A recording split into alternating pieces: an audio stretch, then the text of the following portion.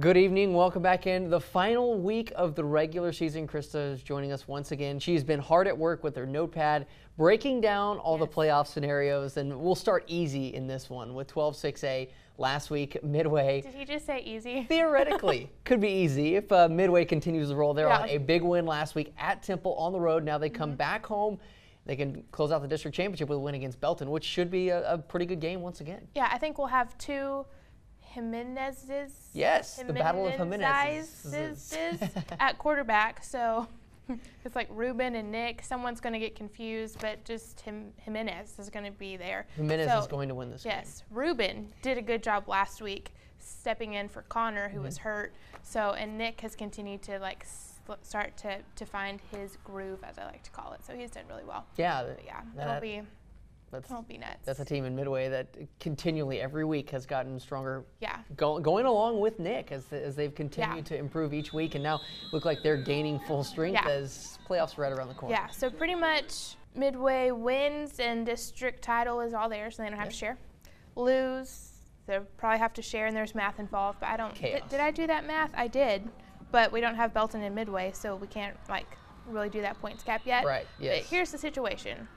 Let's discuss. All right. If you're Temple right now, you're going to face Longview first round of the playoffs. Right. Not a blessing. Not at all. So Temple has Copper's Cove this weekend. Temple and Cove are lower in enrollment than Midway. So if Cove were to beat Temple, then Colleen is done, and Midway would go up to D1, which means Temple wouldn't have to face Longview anymore because they'd go up to 1 and Cove would slide in at 2.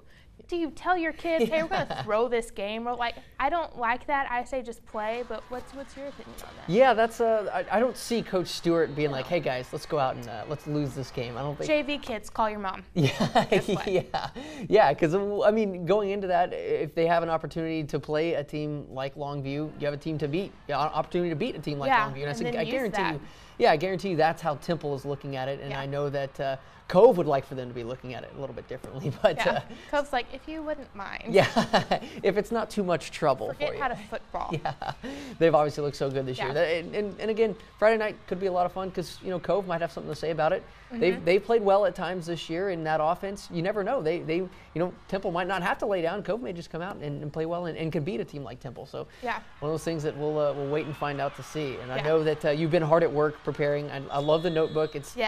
I just want to ask you, kind of, what are some of the interesting, what are some of the most interesting nuggets you've come across in terms of winning a district championship or somebody winning, getting into the playoffs? Gotcha. QB roll here because I'm going to look down a lot. Yeah. Anyways, so La Vega should have it wrapped up. China Spring could have a way to stick their foot in the door if they win against Brownwood and La Vega beats Gatesville. Then the points cap situation thing happens there. Yep. Hillsboro's fine. 8-4A, I would love to just skip it, but I can't. So it looks like I'm doing scientific balancing of equations. It brings back nightmares to my chemistry class from high school. Yeah.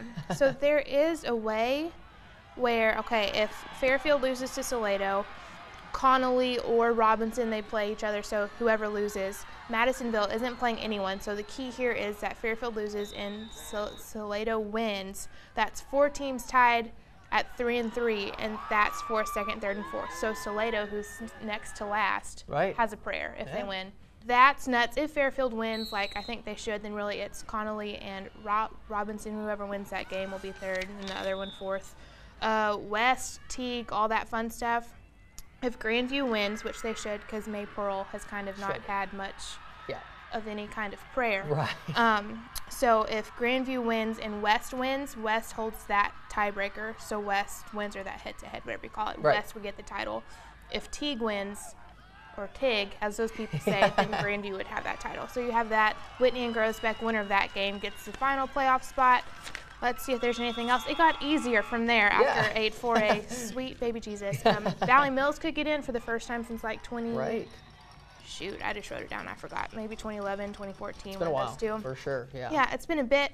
Big step up for them this year. Yeah, and then there's one team, I'll tell you probably afterwards, that would be in for the Caperl I think has its spot wrapped up, first time since 2003. Wow. That's like when all these high school sophomores were born. Yeah, that's crazy. But yeah, Hubbard and Dawson both, it's been a bit, so they could both get in, but it's just lots of, it's not quite the Bruceville Eddy 32-year drought broken, but there's quite a few that could happen, and that was a lot of math and a lot of talking. Yeah, no, that's impressive. I like that. So you're telling me there's a chance. Telling me there's a chance. Yeah. So yeah, lots of great stuff to look forward to. Some big time games and some big time stuff from you guys in the Trib. Thank you. Though your hard work breaking down the tiebreakers. This is already out actually, so this comes out on Thursday, and this story comes out Thursday morning. So pick up a copy. Hey. Yeah, you follow along. Yeah. Exactly, and read and be like, wrong. Wrong. If your head's spinning like mine, just get a copy of the Trib, follow along, and we're all in good shape. Yeah, my head's spinning too. It's fine. Krista, thank you so much for being here with us this week. Got one more. We'll have you back one more week for playoffs. Talk a little playoff football next week. So certainly getting excited. Looking forward to great stuff from you. And till then, let's send it back to the desk.